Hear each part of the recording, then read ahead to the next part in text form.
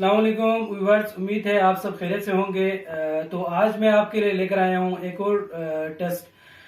तो इस टेस्ट का नाम है कंक्रीट कंप्रेसिव स्ट्रेंथ टेस्ट। तो बेसिकली हम इसमें कंक्रीट की कंप्रेसिव स्ट्रेंथ मालूम करने के लिए कंप्रेसिव टेस्ट करने वाले हैं।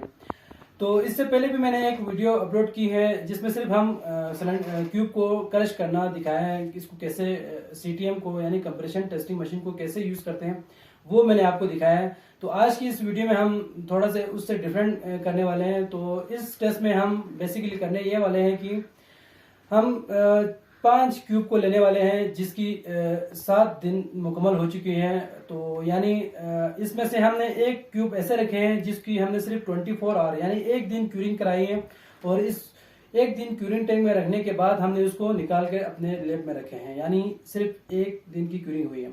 जबकि बाकी 4 जो क्यूब ऐसे हैं जिसमें से 3 क्यूब को हमने आज के दिन सुबह में हमने निकाल लिया, यानी तकरीबन 5-6 घंटे पहले टेस्ट से हम उसको निकाल लिए हैं क्यूरिंग टैंक से। तो हुआ ये कि वो सही से खुश्क नहीं हुआ है, तो थोड़ा सा गीला है यानी वेट है। तो 3 क्यूब थोड़ा सा गीला है, मॉइस्ट है। जबकि एक क्यूब ऐसे है जिसको हमने 12 घंटे पहले निकाल लिए हैं। 7 दिन क्यूरिंग करने के बाद 12 घंटे पहले टेस्ट से 12 घंटे पहले हमने उसको निकाल रखे हैं। तो ये क्यूब सही से खुश्क हुआ है, यानी तो इस तरह से हमने टोटल 5 क्यूब लिए हैं। इसमें से एक क्यूब जो है सिर्फ एक दिन क्यूरिंग की गई है, जबकि बाकी 3 को हमने थोड़ा सा गीला रखा है, जबकि आखिरी एक क्यूब को हमने सही से खुश्क होने दिया है। तो आज हम इन 5 किस्म के क्यूब को हम टेस्ट करने वाले हैं कंप्रेशन टेस्टिंग मशीन में, और इसको क्रश करने के बाद हम देखेंगे कि जिसकी क्यूरिंग की गई है और जिसकी नई क्यूरिंग की गई, और जिसकी क्यूरिंग करने के बाद भी उसको गीला रखा गया हो, तो उसमें और जो ड्राई सैंपल है उसमें जो स्ट्रेंथ में क्या डिफरेंस आ रहा है वो हम चेक करेंगे। तो सबसे पहले हम इन 5 क्यूब्स को हम क्रश करेंगे, फिर इसके बाद हम इसकी कैलकुलेशन करेंगे। कैलकुलेशन करने के बाद हम देखेंगे कि इसमें क्यूरिंग की कितनी इंपॉर्टेंस है, क्यूरिंग नहीं करने से क्या फर्क हुआ। अच्छा, तो व्यूवर्स ये हमारी क्यूब है जिसकी एक दिन की क्यूरिंग हो गई थी।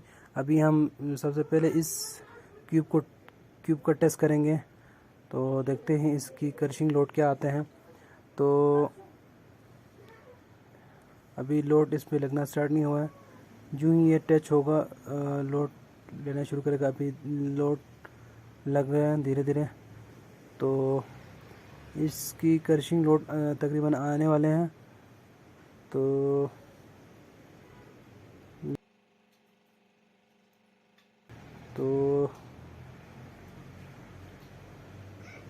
ये देखिए 562 किलो न्यूटन इसकी क्रशिंग लोड आ गई।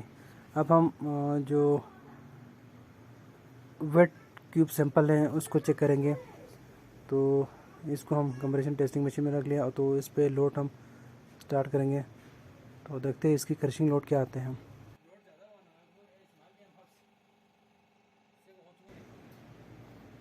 तो ये देखिए इसकी भी क्रशिंग लोड आ गई, इसकी आ रही 628 किलो न्यूटन। तो ये पिछले वाले से थोड़ा ज़्यादा है।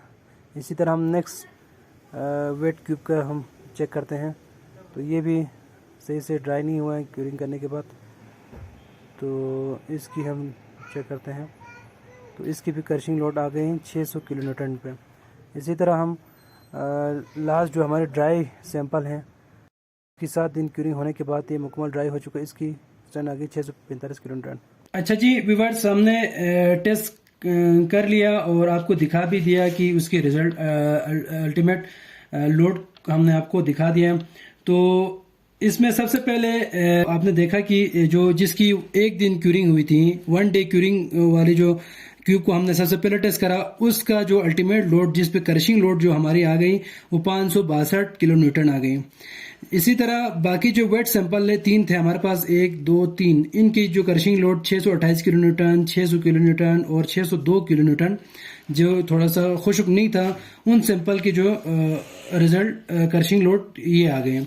जबकि जो लास्ट वाला हमारा जो सैंपल था वो सही से ड्राई हुआ था, यानी उसकी क्यूरिंग के बाद उसको ड्राई होने दिया था सही से, तो उसका रिजल्ट थोड़ा सा डिफरेंट आया, बाकियों से ज़्यादा आया।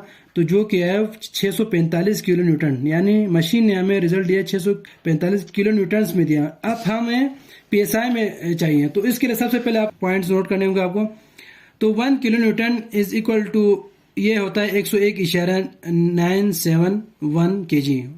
तो ये 1 kilonewton is equal to इतने kg के हैं, और 1 kg is equal to 2.2046 pound के हैं। पाउंड को हम LBS कहते हैं, तो ये बेसिकली पाउंड है। तो 1 kg में इतने LBS होते हैं।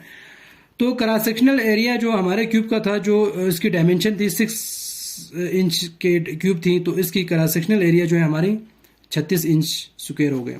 इसके अलावा कंप्रेसिव स्ट्रेंथ जो मालूम करने के लिए जो फार्मूला है वो है ultimate load divide by cross sectional area. तो हमें मशीन ने जो क्रशिंग लोड दिया वो हमें किलो न्यूटन में दिया। तो अब हम इसको जो है PSI में कन्वर्ट करने के लिए 562 मल्टीप्लाई बाई kg में कन्वर्ट करने के लिए हम 101.971 मल्टीप्लाई करेंगे इससे, और इसको kg से फिर हम पाउंड में लाने के लिए इसको 2.2046 से मल्टीप्लाई करेंगे।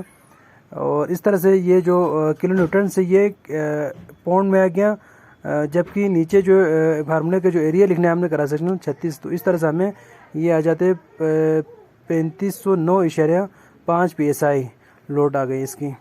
तो ये आ गए हमारे 1 डे क्यूरिंग वाली जो क्यूब की स्ट्रेंथ 3509 PSI आ गए। इसी तरह दूसरे की जो है 3922 PSI, तीसरे की 3747, और इसे लास्ट वन की इसी तरह से हमें 4028 PSI आ गई, जो कि ड्राई सैंपल है। तो इसमें वाज़ी फ़र्क दिख रहा है कि जो ड्राई सैंपल इसकी जो स्ट्रेंथ है वो बाकियों से डिफरेंट आ रहा है, जो कि 4000 PSI से ज़्यादा आ रहा है। बाकी 3900 के आसपास आ रहा है, जो कि वेट सैंपल हैं, उनकी स्ट्रेंथ थोड़ी कम आ रहा है। जबकि इसके अलावा जो जिसकी एक दिन क्यूरिंग की गई उसकी स्ट्रेंथ जो है बिल्कुल कम आ रहा है, जो कि 500 PSI के करीब तकरीबन कम आ रहे हैं ड्राई सैंपल से। तो जिसकी क्यूरिंग 7 दिन हो गई और जिसको ड्राई किया हो उसमें और इसमें 500 PSI का डिफरेंट आया। तो मींस की क्यूरिंग नहीं करने की वजह से इसकी स्ट्रेंथ जो है 500 PSI कम हो गई, और ये तकरीबन बनता है इसका 13% स्ट्रेंथ जो है इसकी रिड्यूस हो गई। तो क्यूरिंग बहुत इंपॉर्टेंट होती है। क्यूरिंग की वजह से इसकी स्ट्रेंथ जो है 7 दिन में 13% तक इसकी कम हो गए।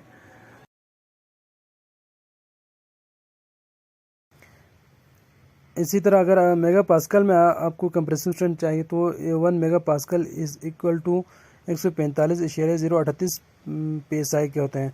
तो सिंपल है, आपने PSI की वैल्यू को जो है इससे डिवाइड करेंगे तो ये आपको MPa में इसका रिज़ल्ट आ जाएगा।